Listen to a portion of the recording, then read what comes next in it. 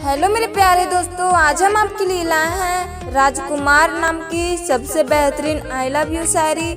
अगर शायरी का एक लाइन भी पसंद आए दोस्तों तो वीडियो को लाइक और चैनल को सब्सक्राइब जरूर कीजिएगा। तो चलिए दोस्तों, हम शायरी को स्टार्ट करते हैं। शिकायत क्या करूँ, दोनों तरफ गम का फसाना है। शिकायत क्या करूँ, दोनों तरफ गम का फसाना है। मेरे आगे मोहब्बत है, तेरे आगे जमाना है।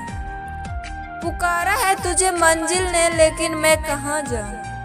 पुकारा है तुझे मंजिल ने, लेकिन मैं कहाँ जाऊँ। बिछड़कर तेरी दुनिया से कहाँ मेरा ठिकाना है। बिछड़कर तेरी दुनिया से कहाँ मेरा ठिकाना है।